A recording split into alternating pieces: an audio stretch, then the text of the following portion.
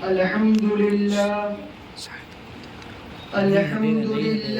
وحده والصلاة والسلام على من لا نبي بعده. قال الله تبارك وتعالى: إنما يخشى الله من عباده العلماء. صدق الله العظيم. معزز سامعین اور اسٹیج پر معزز و معقر اساتذہ کرام، آج میں ان یاران باصفا، شہیدان عشق و وفا، وارثان بلال اور سراخیل آزادی کے تذکرے کی سعادت حاصل کر رہا ہوں، جن کا قلب و جگر اسلام کی عظمت سے معمور تھا، جن کا دل جذبہ جہاد سے سرشار تھا، جنہوں نے اپنی زندگی اسلام کی سربلندی اور اعلاء کلمت اللہ کے لیے وقف کر دی، جن کی ایک تاریخ اور ایک داستان ہے، جنہوں نے ہر دور میں اسلام کی آبیاری کی ہے اور چمستان اسلام کی طرف بڑھنے والی ہر باد سموم کی راہ میں دیوار آہنی بن کر حائل ہو گئے ہیں۔ ملت اسلامیہ کے جیالوں، اس چمستان عالم کا پتا پتا اور بوٹا بوٹا اس بات پر شاہد ہے کہ یہ طبقہ ان اصحاب فکر و نظر، وارثان قلب و جگر کا طبقہ ہے، جنہوں نے تاریخ کے ہر نازک موڑ پر اس امت کی رہنمائی اور دستگیری فرمائی ہے۔ یہ ان یاران باصفا اور شہیدان عشق و وفا کا قافلہ ہے، جنہوں نے ہر دور میں باطل کا مقابلہ کیا ہے۔ جب بھی باطل نے حق کو چیلنج کیا ہے، انہوں نے اس کو چیلنج کو قبول کیا ہے اور سربکف میدان میں آ نکلے ہیں اور جم کر پوری بے خوفی سے باطل کا مقابلہ کیا ہے۔ انہوں نے جانے تو دے دی مگر باطل کو کبھی پیٹھ نہ دکھائی، انہوں نے سر تو کٹا دیا مگر پرچم اسلام کو سر نیو نہ ہونے دیا، ہر طرح سے مقابلہ کیا۔ ضرورت پڑی تو گولی چلائی، ضرورت پڑی تو تلوار چلائی، ضرورت پڑی تو تلوار پھینکی قلم اٹھا لیا، ضرورت پڑی تو اپنی شعلہ نمائیوں سے طوفان تند و تیز سرکش و بے بات کا کام لیا، اور جب ضرورت پڑی تو قوم کے ننھے ننھے نوجوانوں کی تربیت و اصلاح فرما کر باطل کے لیے دیوار آہنی اور فولادی لشکر بنا دیا۔ عزیزان گرامی، آج میں انہی جیالوں اور سرفروشان اسلام کی تھوڑی سی تاریخ اور ادنا سے جھلک دکھلانا چاہتا ہوں کہ انہوں نے جنگ آزادی میں کیا کارنامے انجام دیے ہیں اور ان کا کیا مقام رہا ہے۔ معزز سامعین، جب ہندوستان کی مقدس سرزمین پر انگریزوں کا ناپاک سایہ پڑا اور وہ اپنی شاطرانہ و یارانہ چال سے یہاں کے مالک بن بیٹھے، جب باشندگان ہند پر طرح طرح کے ظلم و ستم کے پہاڑ توڑے جانے لگے، جب ہندوستانیوں کو غلام بنایا جانے لگا، جب ہندوستانیوں کا خون ان کے پسینہ سے بھی ارزاں ہونے لگا، تو ایسے نازک وقت میں جس شخص نے سب سے پہلے عالم بغاوت بلند کیا ہے وہ محدث کبیر، امام جلیل، رئیس الاولیاء، فخر چمن، نرزش وطن، شاہ عبدالعزیز ابن ولی اللہ محدث دہلوی رحمۃ اللہ علیہ ہے۔ یہ وہی مرد مجاہد درویش خدا ہے جنہوں نے وقت سے بہت پہلے مسلمانوں کے نصب العین کا اعلان فرما دیا تھا، جہاں تک پہنچنے کے لیے دوسروں کو بھی برسا برس انتظار کرنا تھا۔ عزیزان گرامی، شاہ عبدالعزیز کا فتویٰ کیا تھا؟ گویا ایک برکت عمل تھا جو دشمنوں کے لیے ایک تمنا پہ گر پڑی، انگریزوں کی نیند حرام ہو گئی، جگہ جگہ آزادی کے شعلے بھڑکنے لگے، جگہ جگہ آزادی کے پرچم لہرائے جانے لگے، ان کے سینے میں آزادی کے والے مچلنے لگے، حوصلوں نے انگڑائیاں لینی شروع کر دی۔ مسند درد پر بیٹھ کر قرآن و حدیث کے درس دینے والے علماء کرام اور خانقاہوں میں بیٹھ کر اپنے خون جگر سے شمع اسلام کو روشن کرنے والے مشائخ اعظام نے اپنے مدرسوں اور خانقاہوں کو چھوڑ کر میدان میں آ گئے اور فرنگیوں کے خلاف محاذ بنا کر بے سر و سامانی کے عالم میں نکل پڑے۔ میں اکیلا ہی چلا تھا جانب منزل مگر،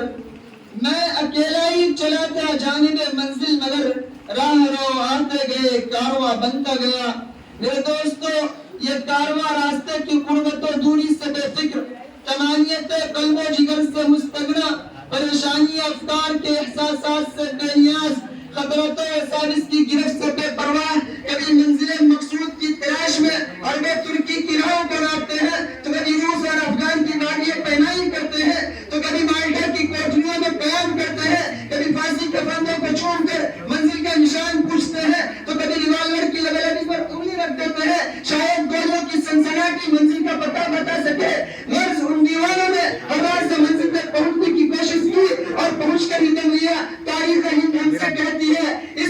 میں جنوب کے دیوانے ہر راہ سے پہنچے یزدہ تک، اس بس میں جنوب کے دیوانے ہر راہ سے پہنچے یزدہ تک، ہے عام ہمارے افسانے دیوار چمن سے زندہ تک، 100 بار سوارا ہے ہم نے اس ملک کے گیسوئے برہم کو، 100 بار سوارا ہے ہم نے اس ملک کے گیسوئے برہم کو، یہ اہل جنوب بتلائیں گے کیا ہم نے دیا ہے عالم کو۔ معزز سامعین، انگریز مورخ مسٹر ایڈورڈ ٹامسن اپنی یادداشت میں لکھتا ہے کہ 1864 عیسوی سے لے کر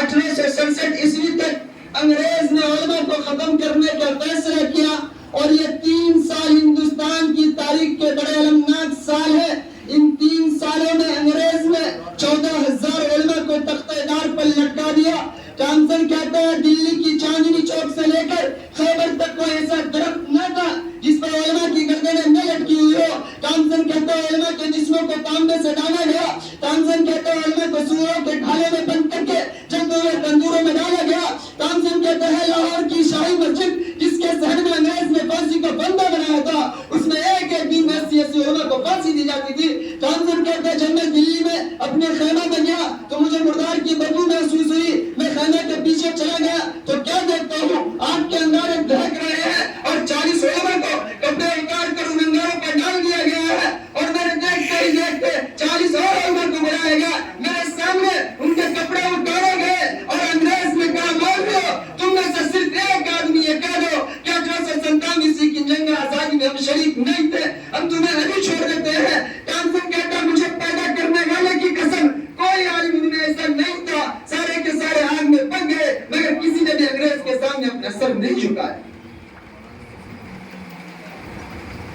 انہی شیران اسلام اور سرفروشان اسلام کے حقیقی وارث شیخ الاسلام شیخ الہند مولانا عبید اللہ سندھی رحمۃ اللہ علیہ ہیں، اور 1847 عیسوی کے بعد سے 1947 عیسوی تک آزادی کے سرخیل اور کمانڈر یہی حضرات تھے۔ آج یہ لوگ دنیا تاریخ میں اسیران مالٹا کے نام سے جانے جاتے ہیں۔ یہ وہی شیخ الاسلام حضرت مولانا سید حسین احمد مدنی ہے جنہوں نے خلافت کانفرنس کراچی میں ایسے وقت میں شرکت کی کہ انہیں گولی مار دیے جانے کا حکم مل چکا تھا۔ لوگوں کا خیال تھا کہ حسین احمد مدنی نہیں آئیں گے، لیکن لوگوں کے آگے اس وقت حیرت سے پھٹی کی پھٹ لگ گئی جب وہ مرد مجاہد کفن بردوش ہو کر اسٹیج پر آیا اور جلسے کی صدارت فرمائی۔ اسی کانفرنس میں حضرت نے انگریزوں کو بلبل اور گولیوں کو گل سے تشبیہ دیتے ہوئے ارشاد فرمایا، لیے پھرتی ہے بلبل چونچ میں گل، لیے پھرتی ہے بلبل چونچ میں گل، شہید ناز کی تربت کہاں ہے۔ راوی کہتا ہے جب حضرت نے یہ شعر پڑھا تو لوگ جوش میں آدھے گھنٹے تک مسلسل نعرے لگاتے رہ گئے، اور پھر حضرت نے علماء کی قربانیوں اور اپنے فتویٰ کی جانب اشارہ کرتے ہوئے انگریز کو مخاطب کر کے کہا، کھلونا سمجھ کر نہ برباد کرنا کہ ہم بھی کسی کے بنائے ہوئے ہیں، کھلونا سمجھ کر نہ برباد کرنا کہ ہم بھی کسی کے بنائے ہوئے ہیں، فرنگی کی فوجوں میں حرمت کے فتوے سردار چڑھ کر بھی گائے ہوئے ہیں، وہ شجر آزادی کے خون دے کے سینچا، وہ شجر آزادی کے خون دے کے سینچا تو پھل اس کے پکنے کو آئے ہوئے ہیں، لیکن کتنی بربادی مقدر میں تھی آبادی کے بعد، کیا بتائے ہم پہ کیا گزری ہے آزادی کے بعد۔ محترم سامعین، یہ ایک روشن حقیقت ہے کہ شجر آزادی کا پھل ہمارے حق میں بہت ہی زیادہ تلخ ثابت ہوا ہے، جس کی تلخی آج تک ختم نہیں ہو سکی، اور ایسا لگتا ہے کہ صدیوں ختم نہیں ہو سکے گی، لیکن ہمیں بھی کوئی غم نہیں، ہمیں بھی کوئی افسوس نہیں، ہمیں بھی کوئی ملال نہیں۔ اگر یہ ظالم حکومت اپنے ظلم و ستم سے باز نہیں ہوئی اور ہمارے حقوق کو یوں پامال کرتے رہی تو اسے بھی یاد رکھنا چاہیے کہ انہی شیران اسلام اور سرفروشان اسلام کے سچے فرزند ہیں جنہوں نے ہندوستان کی تاریخ بدل ڈالی تھی۔ ایک بار ہم بھی ہندوستان کی تاریخ بدل کر دیکھیں گے، کیونکہ سرفروشی کی تمنا اب ہمارے دل میں ہے، سرفروشی کی تمنا اب ہمارے دل میں ہے، دیکھ رہے ہیں زور کتنا بازوئے قاتل میں ہے۔ بہرحال تو میں یہ عرض کر رہا تھا کہ 1847 عیسوی سے پہلے بھی آزادی کے سرخیل علماء ہی رہے ہیں، اور 1847 عیسوی کے بعد مجاہدین آزادی کی قیادت بر صغیر کے عظیم سپوت دارالعلوم کے فرزند اول شیخ الہند حضرت مولانا محمود الحسن دیوبندی رحمۃ اللہ علیہ فرما رہے تھے. مولانا شاہین جمالی دارالعلوم کے تاریخ سیاست میں لکھتے ہیں کہ 1920 عیسوی میں آزادی ہند کا دوسرا دور شروع ہوا. اس دور میں شیخ الاسلام حضرت مولانا سید حسین احمد مدنی آزادی کی جنگ سنبھالتے رہے اور ڈاکٹر مختار احمد انصاری مولانا ابوالکلام آزاد سیاسی رہنمائی کرتے رہے. ان آزاد کی رہنمائی میں 1930 عیسوی کی جنگ میں 14,000 مسلمان جل گئے, 500 دلاور سرحدی جوان شہید ہوئے. اور آخری جنگ 1947 عیسوی میں ہندوستان کا آخری governor general lord Mountbatten Hindustan سے رخصت ہو گیا اور شاہ عبدالعزیز ولی اللہ محدث دہلوی کے دور سے چل رہی آزادی کی تحریک اپنی منزل مراد پانے میں کامیاب ہو گئی. اب میں اس شعر کے ساتھ اپنی تقریر کو ختم کرنا چاہتا ہوں. ملے گی منزل مقصود ہم یہ ایمان رکھتے ہیں,